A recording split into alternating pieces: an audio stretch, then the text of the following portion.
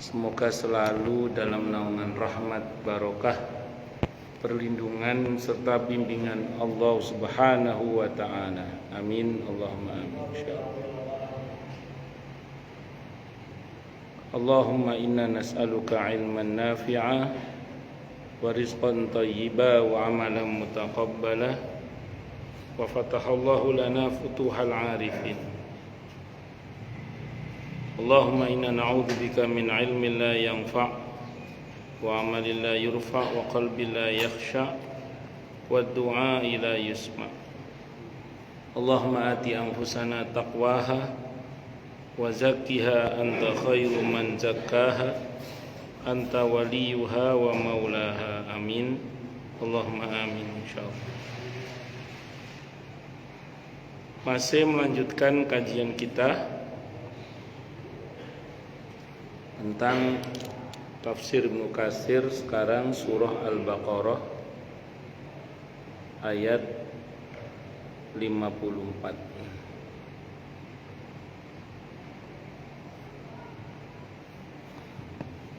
A'udzu billahi minasy syaithanir rajim. 1 2 3. A'udzu billahi minasy syaithanir rajim. Wa idh qala Musa liqaumihi ya qaumi innakum dhalamtum anfusakum bittikhadikumul ijla fatubu. 1 2 3. Wa idh qala Musa liqaumihi ya qaumi innakum dhalamtum anfusakum bittikhadikumul ijla fatubu ila bari'ikum faqtulu anfusakum. 1 2 3. Fatubu ila bari'ikum faqtulu anfusakum dzalikum khairul lakum 'inda bari'ikum. 1 2 3. Dzalikum khairul lakum 'inda bari'ikum fataba 'alaikum innahu huwat tawwabur rahim. 1 2 3. Fataba 'alaikum innahu huwat tawwabur rahim. Wa idh qala Musa, dan ingatlah ketika telah berkata siapa Musa, Nabi Musa, liqaumihi, kepada kaumnya, ya qaumi, wahai kaumku, innakum, sesungguhnya kalian, zalamtum, kalian telah zalim, anfusakum, kepada diri kalian sendiri, disebabkan bittikhadikumul ijla, disebabkan kalian telah menjadikan patung anak sapi itu sebagai sesembahan. Jadi karena telah menjadikan anak lembu atau patung anak sapi itu sebagai sesembahan. Fatubu, maka bertobatlah kalian, ila bari'ikum, kepada Tuhan yang telah menjadikan kalian. Faqtulu anfusakum, dan bunuhlah diri kalian. Dzalikum, yang demikian itu, khairun, lebih baik, lakum, bagi kalian, 'inda bari'ikum, di sisi Tuhan kalian yang telah menciptakan kalian.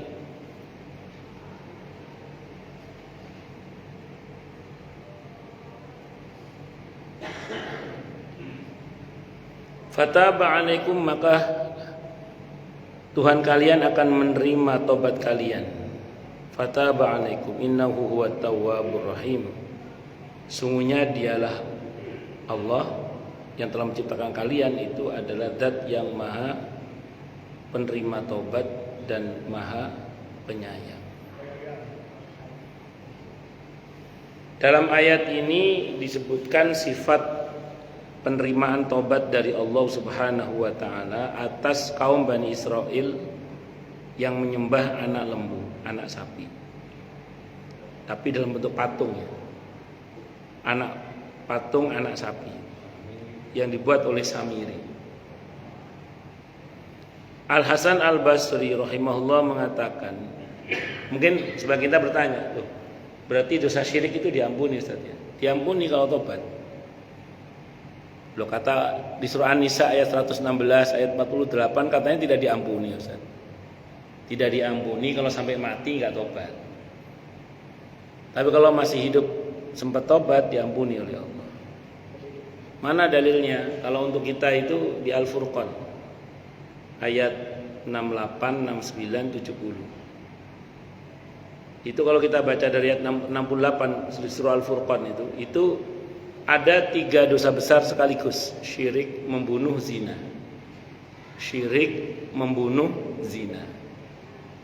Kalau enggak tobat, Allah ancam dengan kehinaan.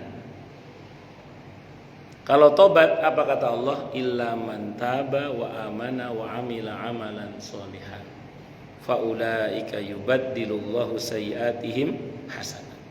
Kecuali orang-orang yang mau bertobat, beriman dan beramal soleh, maka mereka itulah yang akan diganti oleh Allah keburukannya dengan kebaikan-kebaikan.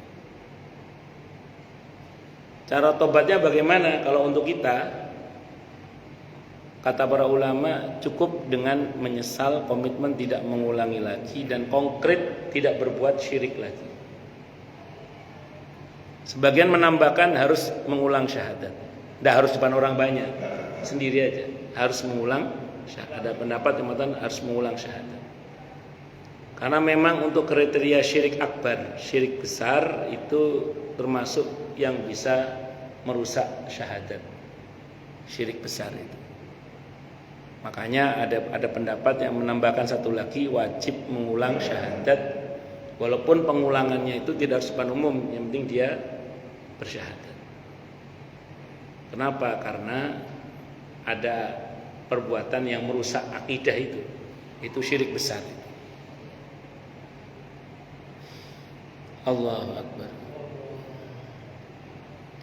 Al Hasan Al Basri rahimahullah mengatakan sehubungan dengan firman-Nya yang artinya, dan ingatlah ketika Musa berkata kepada kaumnya, hai kaumku, sesungguhnya kalian telah menganiaya diri kalian sendiri karena kalian telah menjadikan anak lembu sesembahan kalian. Nabi Musa alaihissalam mengatakan demikian untuk mengingatkan mereka kepada apa yang telah mereka lakukan, yaitu menyembah anak sapi seperti yang dilakukan oleh pendahulu mereka. Kisah mereka dinyatakan dalam ayat lain, yaitu dalam firman-Nya di surah Al-A'raf ayat 149. Al-A'raf ayat 149. Walamma suqita fi aydihim ra'au annahum qad dhallu qalu la illam yarhamna rabbuna wa yaghfir lana. Dan telah mereka sangat menyesali, dan setelah mereka sangat menyesali perbuatannya dan mengetahui bahwa mereka telah sesat, mereka pun berkata, sesungguhnya jika Tuhan kami tidak memberi rahmat kepada kami dan tidak mengampuni kami, dan seterusnya itu hingga akhir ayat. Yang demikian itulah yang dimaksud oleh Nabi Musa alaihissalam ketika ia mengatakan seperti apa yang disitir oleh firman-Nya yang artinya, hai kaumku, sesungguhnya kalian telah menganiaya diri kalian sendiri karena kalian telah menjadikan anak lembu sesembahan kalian. Al-Baqarah ayat 54. Jadi orang berbuat syirik itu dia dianggap telah menganiaya dirinya sendiri. Karena dalam Islam itu ada rumus di surah Az-Zalzalah tadi yang Pak Kiai Karyadi sudah baca di salat tadi, faman ya'mal mithqala dzarratin khairan wa may ya'mal mithqala dzarratin syarran. Jadi kalau jenengan Pak Sukaryadi apa Karyadi itu? Jenengan? Oh Pak Kardi. Pak Sukardi ngono nggih. Kok Karyadi? Ngapunten. Nggih. Ngapunten. Jadi kalau kita berbuat baik, kebaikan itu kan kembali pada kita. Kalau kita berbuat jahat, maka juga akan kembali pada kita. Kita akan melihat sendiri akibatnya untuk kita. Nah, termasuk perbuatan syirik.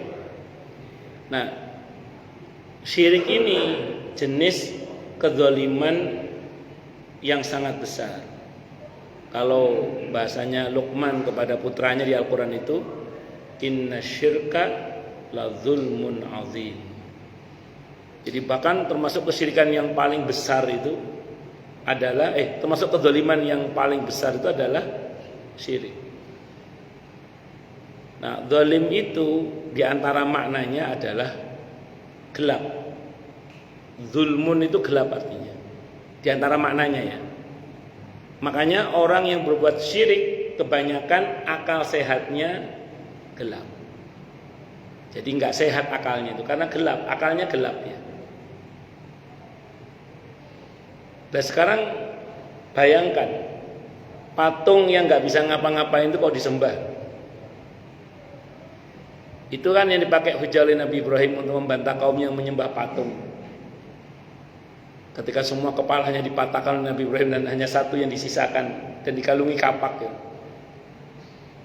Ketika beliau diinterogasi, itu yang ngerjain yang paling gede itu. Gerak aja nggak bisa, gimana ceritanya menggal kepala teman-temannya. Kata Nabi Ibrahim, ya, sudah tahu gerak nggak bisa kok disembah. Kata Nabi Ibrahim. Itu begitu. Allahu Akbar. Nah, sama dengan kasus ini mirip-mirip begitu lagi. Sesuatu yang tidak bisa bergerak, nggak bisa ngapa, kok disembah, kok dituhankan, kan aneh. Berarti sudah mati akal sehatnya, sudah gelap akal sehatnya. Allahu Akbar. Dulu itu pas rame-ramenya dukun cili di Jombang itu. Saya nonton di TV saat itu. Orang-orang yang hari itu nggak ketemu sama ponari, itu dia ngambil air comberan kamar mandinya ponari itu. Saya lihat di TV itu diusap-usapan di wajahnya. Kalau di kampung itu kan ada namanya peceren. Jadi kalau kita kamar mandi itu ada peceren. Peceren itu pembuangan air yang langsung gitu. Ada pecerennya. Itu saya lihat di TV itu orang pada ngambil pecerennya ponari itu diusap-usapan. Kita yang non sewu nggih, alhamdulillah masya Allah diberi akal yang waras, pasti kan mikir, iki wong edan ta kok, wong air comberan kok. Non sewu lho itu kan, itu kalau kita mau mikir gitu, kalau kita mau mikir. Tapi ya memang rata-rata perbuatan syirik itu ya memang orang mati akal sehatnya itu, mati akal sehat. Nah, itulah kenapa kemudian segala bentuk yang mengarah pada perbuatan syirik dalam agama itu dilarang. Sehingga ada istilah takhayul, khurafat. Takhayul dan khurafat ini kan dianggap hal-hal yang bisa mengantarkan orang pada perbuatan syirik. Maka segala hal yang bisa mengantarkan pada perbuatan syirik itu oleh agama dilarang. Itu kalau dalam istilah fikihnya itu saddud dzari'ah, mencegah kemungkinan-kemungkinan yang tidak diinginkan. Karena nanti lil wasail hukmul maqasid, itu kaidahnya. Jadi bagi perantara itu terdapat hukum yang dimaksud. Segala hal yang bisa mengantarkan pada perbuatan syirik itu dicegah karena dia bisa memiliki hukum yang sama dengan yang dituju tadi itu, Mas. Terlarang, Mas. Allahu Akbar. Bon. Nah, secara bahasa juga zalim itu berarti meletakkan sesuatu tidak pada tempatnya. Loh, enggak patut menjadi Tuhan kok dituhankan itu. Kok enggak patut disamakan dengan Allah kok disamakan dengan Allah itu loh. Nah, itu apa namanya kalau enggak zalim? Nah, itu zulmun itu situ, zalim itu. Selain Allah itu kan nggak patut disamakan dengan Allah. Ketika kita menyamakan selain Allah dengan Allah, itu namanya syirik. Sebagaimana jangan menyamakan Allah dengan selainnya, namanya tajsim. Karena Allah itu laisa kamitslihi syai'. Allah itu tidak serupa dengan sesuatu pun. Allah itu walam yakul lahu kufuwan ahad. Allah itu tidak serupa dengan sesuatu, tidak sesuatu yang serupa dengan, tidak ada. Makanya kemudian ketika kita menyamakan selain Allah dengan Allah, namanya syirik. Karena kita telah meletakkan sesuatu tidak pada tempatnya. Wong makhluk kok diletakkan di posisi Al-Khaliq. Makanya dialektika Al-Quran kepada orang-orang yang menyembah kepada selain Allah itu dikatakan, siapapun yang dituhankan itu harus punya reputasi pernah menciptakan langit dan bumi. Karena kalau dia tidak pernah punya reputasi menciptakan langit dan bumi, pertanyaannya, sebelum adanya dia, Tuhannya siapa? Kayak misalnya Fir'aun, kan ngaku sebagai Tuhan. Nabi Musa ketika ditanya, Tuhanmu Allah itu siapa tosa? Kalau bahasa kita, kata Nabi Musa, Rabbi wa Rabbukum wa Rabbu abaikumul awwalin, kata Nabi Musa. Allah itu ya Tuhanku, ya Tuhanmu, ya Tuhan bapak-bapakmu, bapak-bapak kita sebelumnya, bapak-bapakmu sebelumnya. Itu menurut satu riwayat penjelasan para mufassir ya. Itu separuh, boleh dikata separuh orang-orang dekatnya Fir'aun itu tobat. Karena mereka jadi melek. Loh iya, kalau Fir'aun dituhankan, pertanyaannya, sebelum dia lahir Tuhannya siapa? Karena dia tidak punya reputasi pernah menciptakan langit dan bumi. Dan dia dikenal punya bapak, dikenal punya ibu. Nah, pertanyaannya kok ujuk-ujuk mah cegaglik mah bertunduk tiba-tiba dia ngaku sebagai Tuhan. Pertanyaannya, sebelum dia lahir Tuhannya siapa? Itu banyak yang bertobat itu.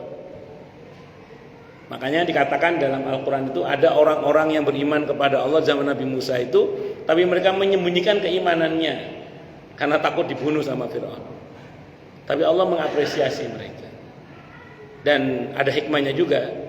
Ketika Fir'aun berencana hendak membunuh Nabi Musa alaihissalam dan Bani Israel, yang ngasih bocoran rencana Fir'aun itu ya orang-orang beriman di sekitarnya Fir'aun yang menyembunyikan keimanannya itu. Allahu Akbar. Itu diantara makna zalim ya, diantara makna apa? Zalim, zulmun. Makanya orang yang berbuat syirik dianggap dia telah menzalimi dirinya sendiri. Karena dia telah menghinakan dirinya di hadapan makhluk yang tidak sepatutnya dia menghinakan diri di hadapannya.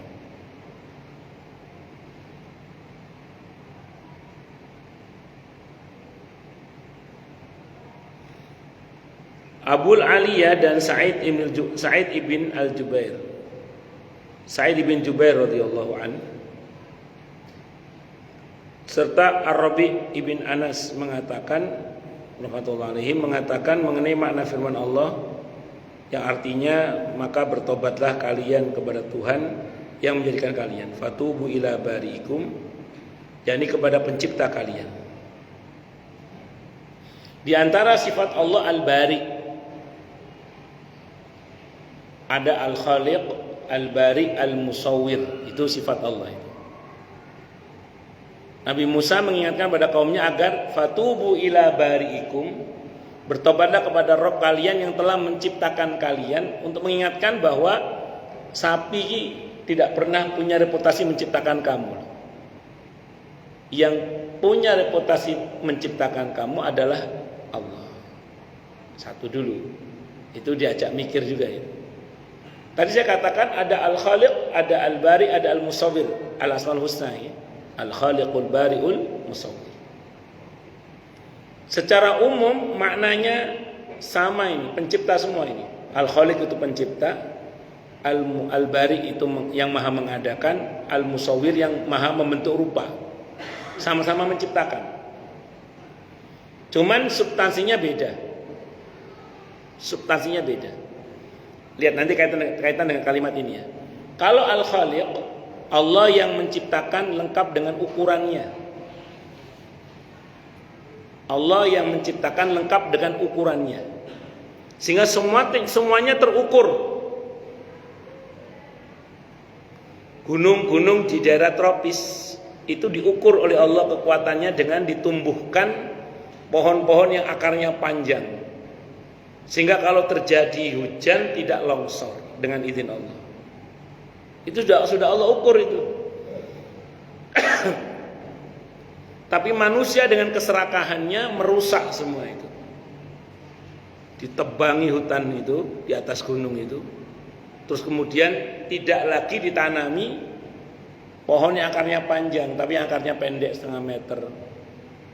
Bangsanya wortel dan aneka sayur-sayuran itu.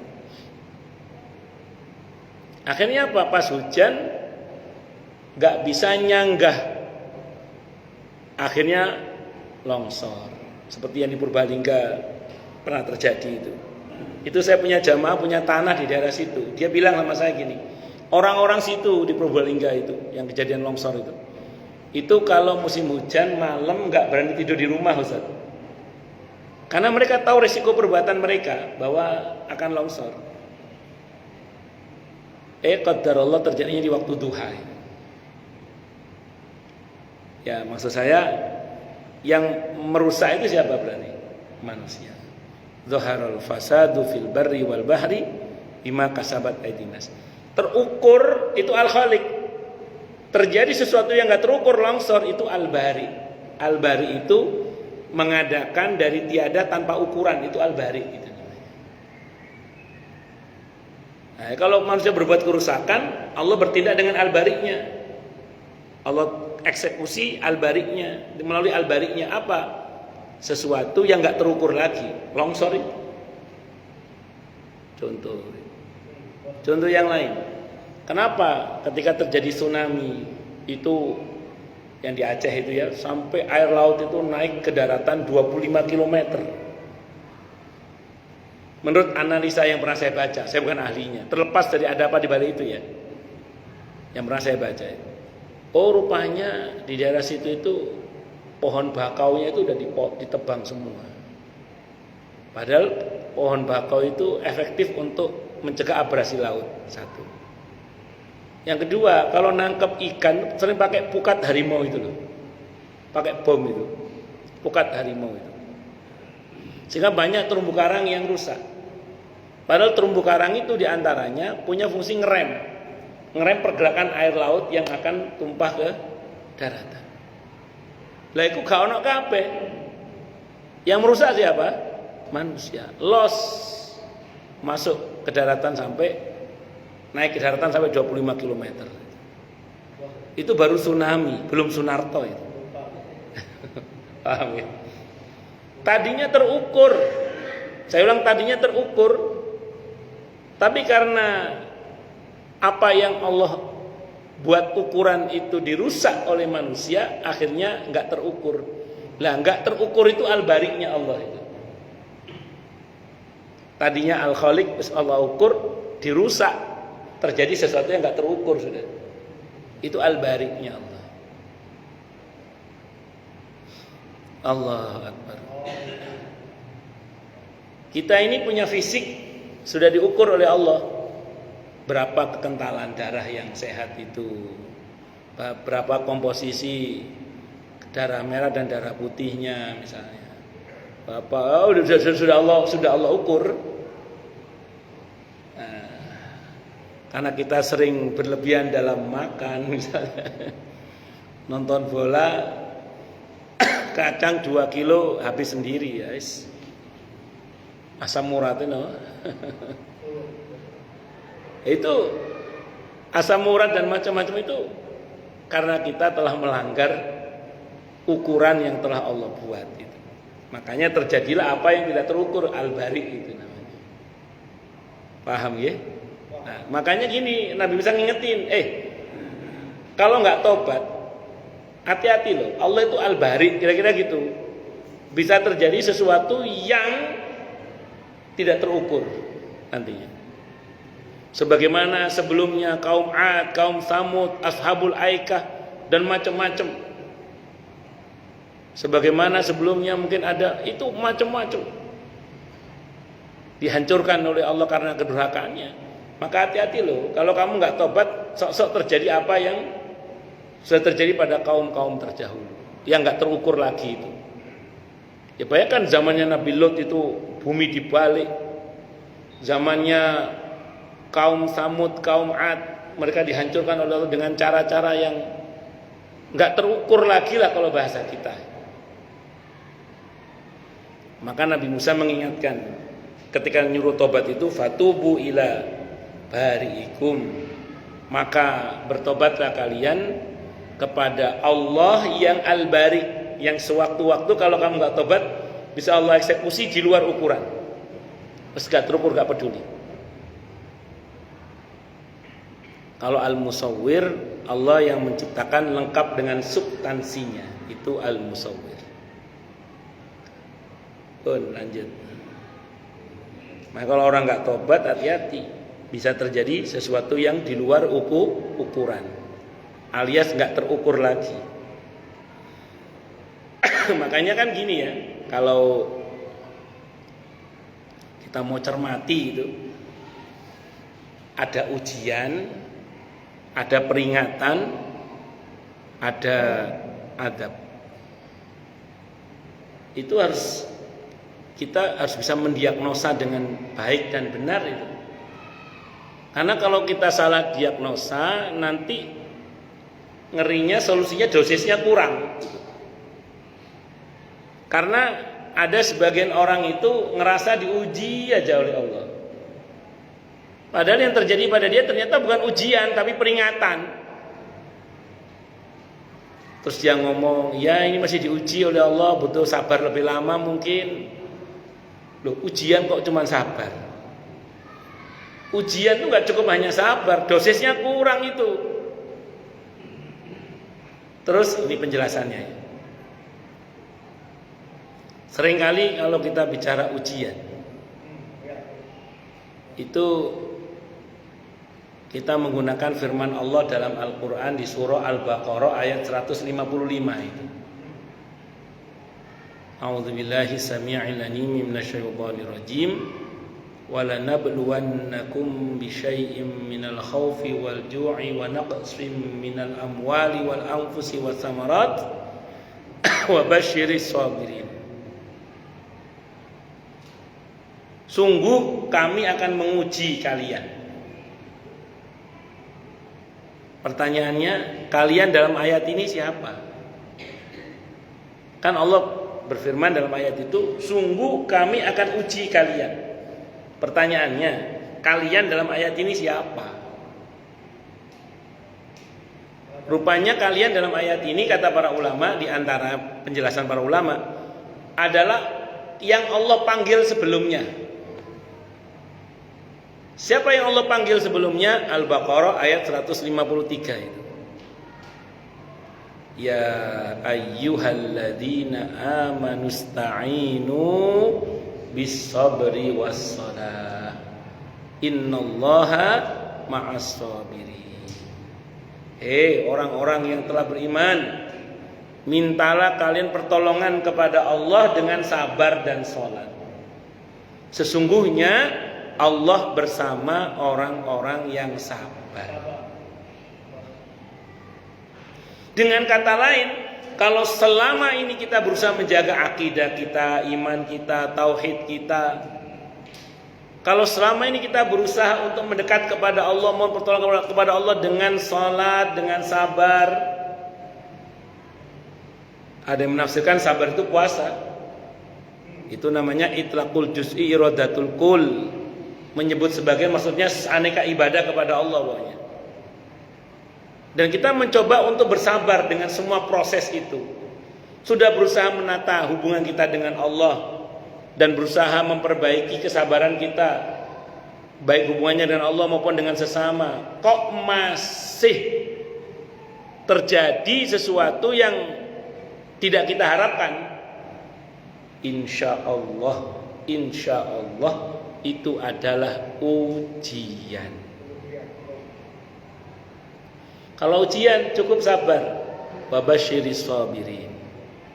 Berikanlah kabar gembira kepada orang-orang yang sabar. Insya Allah selesai atau dibantu kita oleh Allah untuk mampu mengatasinya. Karena selesainya masalah itu bukan berarti, tidak selalu berarti masalahnya selesai.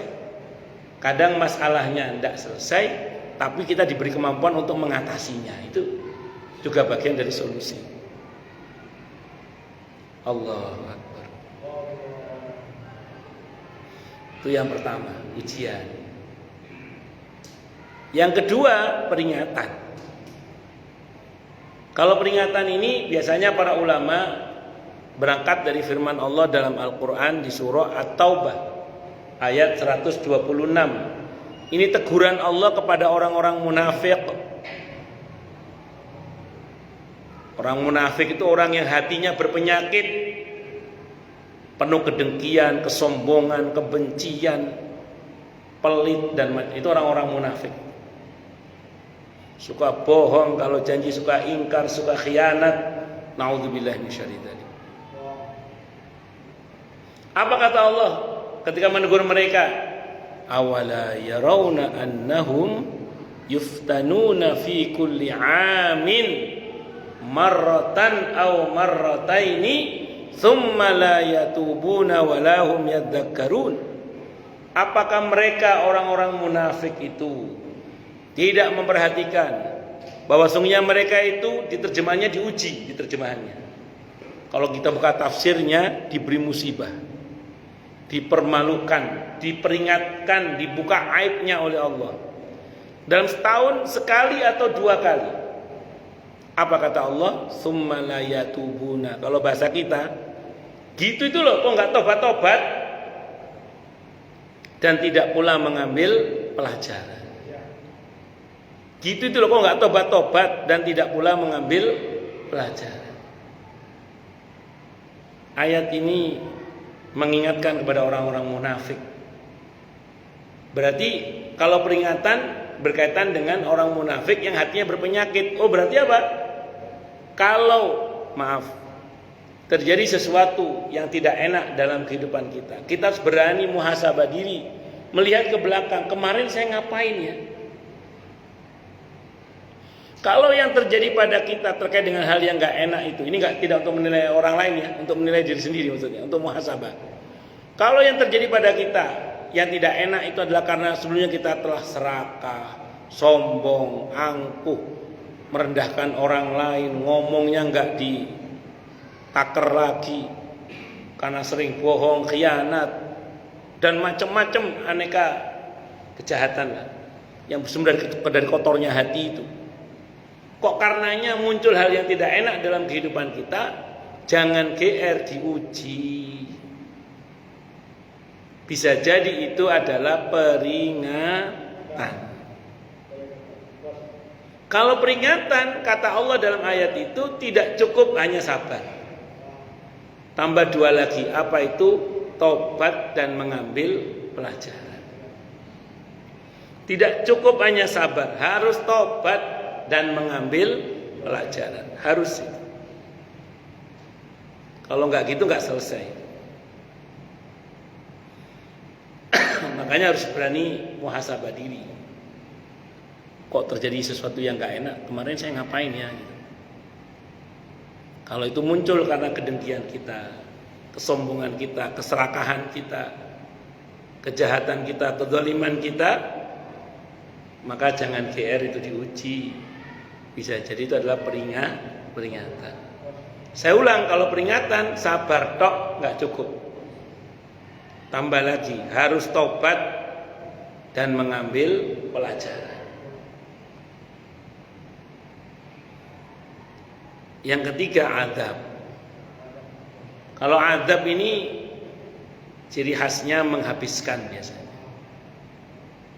Sebagaimana firman Allah dalam Al-Quran di surah Fatir ayat 45 itu. Surah Fatir surah ke-35 ayat 45, apa kata Allah? Lau yu'akhidullahu an-nasa bima kasabu ma taraka ala dhahriha min dabbah walaki yu'akhiruhum ila ajalim musamma.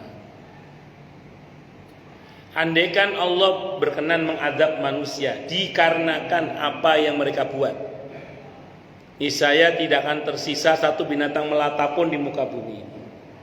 Akan tetapi Allah sengaja menangguhkannya hingga batas waktu yang Allah tentukan. Maka hati-hati, jangan sampai azab itu turun karena bisa menghabiskan. Dan azab itu berdampak ke kanan kiri, depan belakang, atas bawah, bisa kena semua. Surah Al-Anfal ayat 25. Wattaqu fitnatal la tusibannal ladzina zalamu minkum khassah. Takutlah kalian pada bencana yang kalau turun tidak hanya mengenai orang yang zalim saja. Kanan kiri, depan belakang, atas bawah, bisa kena semua. Allah.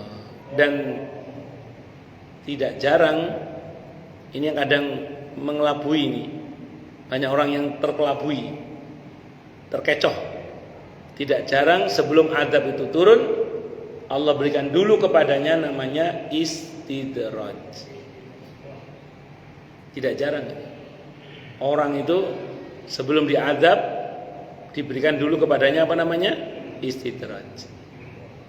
Sebagaimana firman Allah dalam Al-Quran di surah Al-An'am, surah ke-6 ayat 44 itu.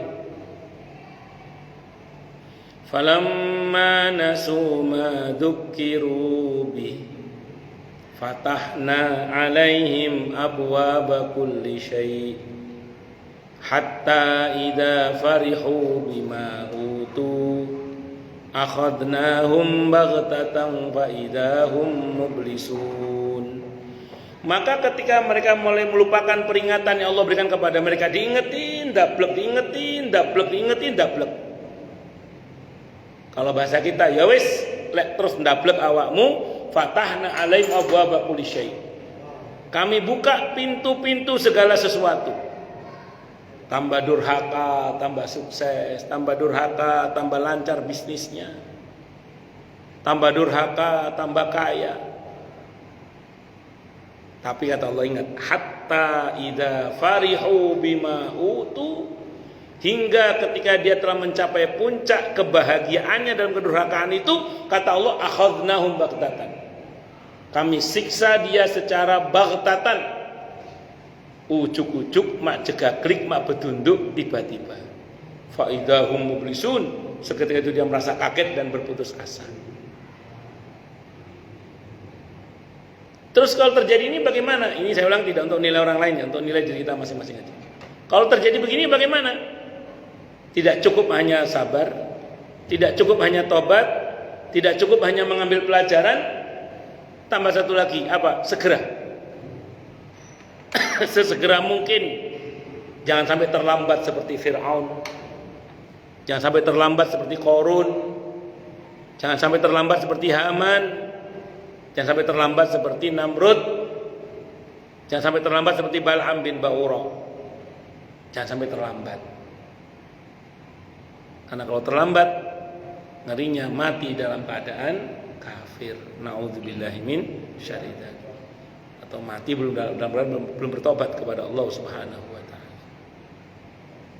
Nah, ini nanti silakan didiagnosa sendiri apa yang terjadi pada kita. Pensikapannya supaya dosisnya tepat. Karena kalau tidak bisa mendiagnosa dengan tepat, nanti dosis solusinya kurang ngeri. Ya tadi, sebagian orang ada yang merasa sedang diuji aja. Padahal ternyata yang terjadi pada dia itu bukan ujian tapi peringatan. Kalau ujian terukur, nah ini kalau ujian terukur, la yukallifullahu nafsan illa wus'aha. Tapi kalau peringatan tidak Allah ukur. Kuat gak kuat lakonono wis. Sikat. Apalagi azab, udah enggak bicara siap atau enggak siap, sikat aja. Kalau peringatan sudah enggak diukur sudah. Saya ulang tadi, ya Allah katanya kau tidak uji hambamu di luar kemampuannya, tapi ini kok. Nah, ini saya ulang tidak untuk nilai orang lain ya. Kita patut waspada pada diri kita sendiri. Jangan-jangan ada perbuatan dosa yang kita buat sebelumnya. Sehingga ini bukan ujian, jangan-jangan ini peringatan untuk kita. Maka kita segera bertobat, minta ampun pada Allah dan segera mengambil pelajaran. Saya teringat cerita jamaah saya. Saya punya jamaah itu cerita sama saya. Saya itu pernah punya masalah, Ustaz, kata beliau. Yang masalah itu bahkan solusinya nggak tergambar. solusinya nggak tergambar, resikonya mati. Jadi beliau itu punya masalah, solusinya nggak tergambar, resikonya mati beliau itu. Akhirnya beliau bilang, saya lagi tugas di Aceh Ustaz, saya tobat minta ampun pada Allah. Qaddarallah, Allah berikan saya solusi Ustaz. Alhamdulillah. Sampai sekarang alhamdulillah, masya Allah beliau masih dalam keadaan baik, alhamdulillah, masya Allah. Nah itu pentingnya kita mengerti yang terjadi pada kita itu apa. Saya ulang, jangan sampai kita ngerasa diuji padahal sebenarnya sedang diperingatkan. Allah itu fatubu ila barikum dan seterusnya. Wallahu a'lam bishawab. Kita break adzan dulu ya. Monggo yang mau adzan.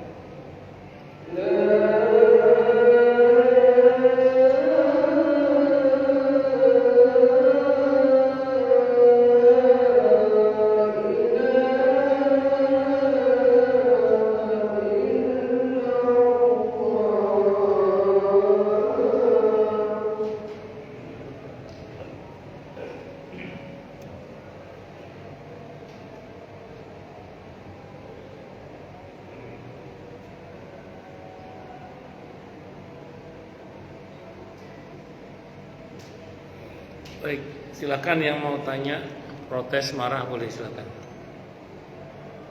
Masalah itu masalah yang lain boleh, monggo silakan. Oke, monggo Pak.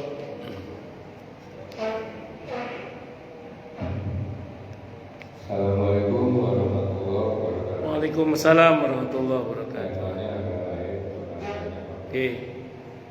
Ada seorang suami, dia meminjamkan uang ke adiknya tanpa seizin istri.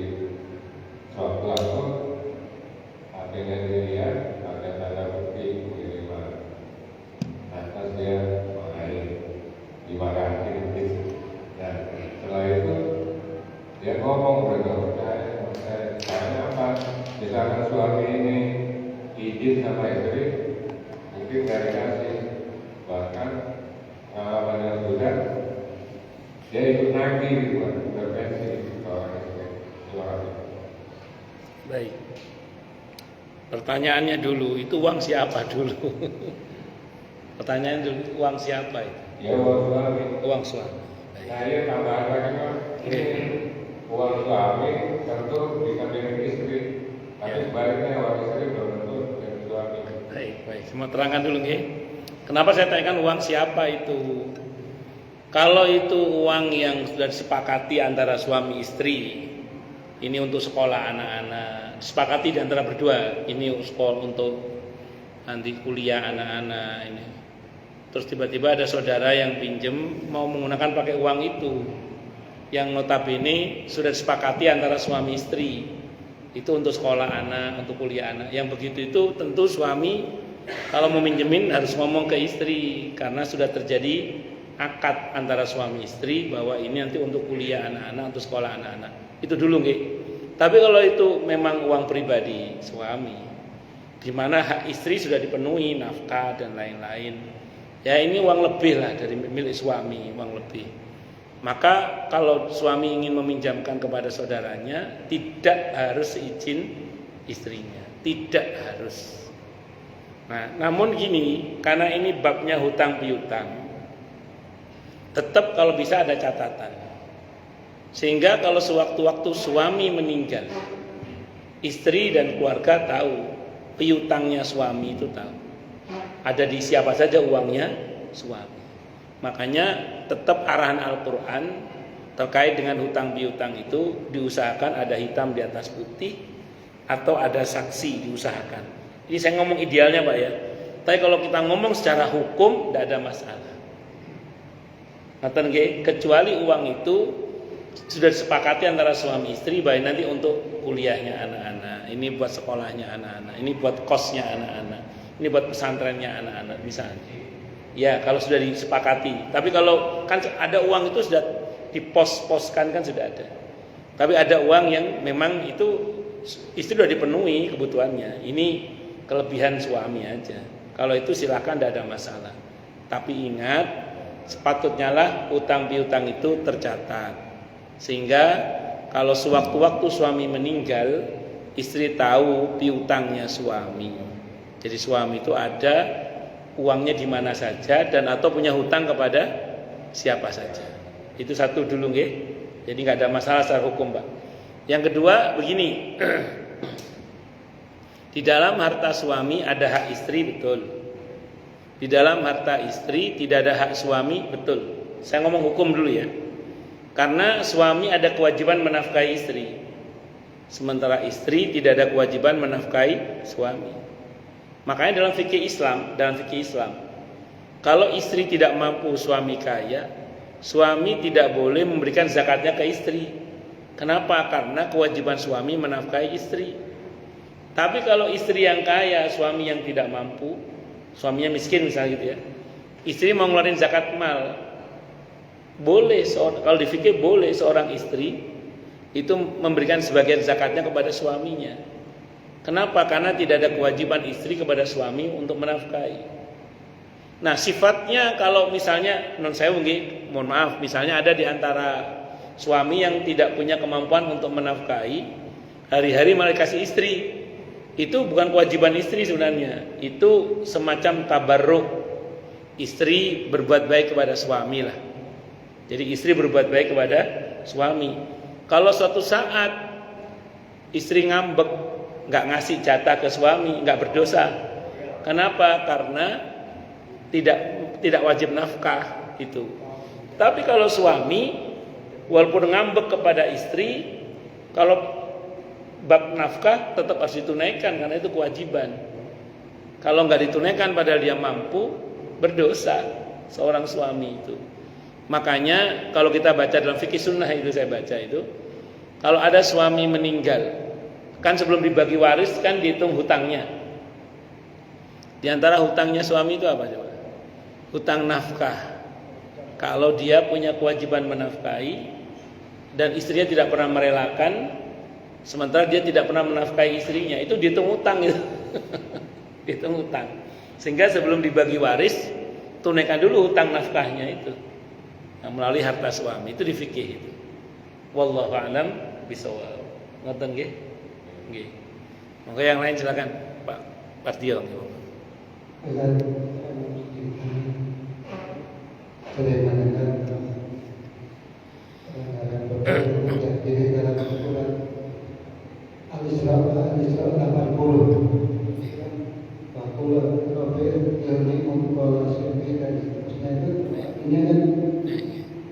Dan katakanlah Muhammad, Tuhanku, masukkanlah aku ke tempat yang masuk yang benar, dan keluarkan pula aku ke tempat keluar yang benar, dan berikanlah kepadaku sisimu kekuasaan yang dapat menolong. Itu maksud dari kalimat itu mana keluar yang benar, masuk yang benar. Ini saya tadaburi aja nih. Nanti kalau tafsirnya kita buka tafsir ini, saya tadaburi aja. Sependek yang saya tahu itu kan ayat 79-nya di Al-Isra itu Allah perintahkan kita tahajud. Wa minal laili fatahajjad bihi nafilatan lak asa ayyab'atsaka rabbuka maqaman mahmuda. Ayat 80 Allah ajari kita doa. Doanya ini bagus kita baca saat tahajud terutama. Rabbi adkhilni mudkhala sidqin wa akhrijni mukhraja sidqin waj'al li min ladunka sultanan nasira. Jadi kalau bahasa sederhananya ngeten Pak, kalau idealnya masuk bener keluar bener. Kadang ada orang itu masuknya salah, keluarnya salah. Harapannya adalah kalaupun masuknya salah, semoga keluarnya bener. Baik, saya contohkan gini. Ada orang menerima jabatan melalui jalur yang benar. Itu belum tentu endingnya benar, Pak.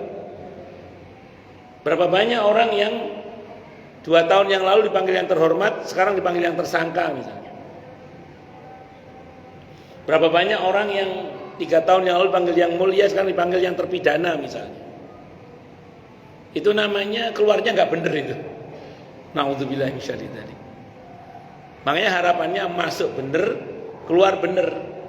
Pas jadi pegawai bener, pensiun bener gitu. Itu harapannya. Nah, ada sebagian orang itu salah masuk. Sudah ngambil keputusan keliru. Pernah nggak kita ngambil keputusan ternyata keliru? Dengan doa ini harapannya Allah kasih solusi yang benar. Wis kadung salah mlebu, mudah-mudahan jalan keluarnya benar. Wis kadung piye? Terlanjur milih bojo iki. Kalau bojoku kadung iki piye terus sih? Masa mau bongkar pasangannya? Kan mboten nggih, bojoku iki tak terima. Tapi mudah-mudahan ujungnya benar. Misalnya salah pilih misalnya. Harapannya itu kalaupun salah masuknya, mudah-mudahan Allah kasih jalan keluar yang benar. Dan ini nanti umum, apa saja, berkaitan dengan apa saja, terkait dengan masalah keputusan politik, sosial, budaya, keagamaan atau apapun. Harapannya sih terbimbing ya, masuknya benar, keluarnya benar. Tapi kalaupun misalnya masuknya salah, mudah-mudahan keluarnya benar. Dan kita mohon kepada Allah agar kita diberi kekuasaan, power, ilmu yang dengan izin Allah bisa menolong kita. Jadi waj'alni min ladunka sultanan nasira. Ya Allah, jadikanlah untukku dari sisimu sultan. Sultan itu bisa kekuasaan, bisa ilmu. Yang nasira, sultanan nasira. Kekuasaan yang atau ilmu yang bisa menolong hamba. Tentu semua dengan izin Allah. Nah, kalau bahasa sederhananya, kalaupun misalnya kita salah masuknya, semoga keluar benarnya dengan pertolongan Allah. Harapannya sih masuk benar, keluarnya benar dengan pertolongan Allah. Maka doa ini bagus kita baca, karena Allah langsung yang mengajarkan supaya kita terbimbing untuk tepat dalam mengambil keputusan dan endingnya benar dan bagus. Ngerti nggih? Wallahu a'lam bishawab. Ada lagi atau cukup? Bisa juga, Pak. Oke, monggo. Bismillahirrahmanirrahim. Assalamualaikum warahmatullahi wabarakatuh. Waalaikumsalam warahmatullahi wabarakatuh. Ustaz Al-Khairullah. Sebab kita menuntut bertobat, niscaya untuk kita membayangkan istighfar kepada Allah. Istighfar itu seperti Nabi Nuh salam untuk kita kepada harta, anak dan juga buah. Untuk kita kepada sahabat kita istighfar kepada Allah. Istighfar itu terbayangkan soal tajuk kita sebagai Al-Quran kita supaya pertanyaannya betul-betul wajib kita beristighfar kepada Allah. Karena istighfar itu wajib kita mohon kepada Allah Taala. Istighfar itu wajib kita sebagai satu sekali untuk kita kepada ampun kepada Allah. Assalamualaikum warahmatullahi wabarakatuh. Waalaikumsalam warahmatullahi wabarakatuh. Istighfar itu kita mohon ampunan kepada Allah, karena setiap kita pasti ada kurang-kurangnya. Setiap kita pasti ada kurang-kurangnya. Karenanya kita mohon ampunan kepada Allah agar yang kurang itu ditutup oleh Allah Subhanahu wa taala dengan ampunannya. Makanya istilahnya orang masuk surga itu dengan rahmat Allah. Makanya rajin-rajinlah beristighfar, minta ampun kepada Allah agar kita ini ditutup kekurangan kita oleh Allah Subhanahu wa taala. Saya kira ini bisa saya sampaikan, semoga bermanfaat. Subhanakallahumma bihamdika asyhadu an la ilaha illa anta astaghfiruka wa atubu ilaik. Sallallahu alaihi Muhammad wa ala alihi wasallam. Saya mohon maaf. Wassalamualaikum warahmatullahi wabarakatuh.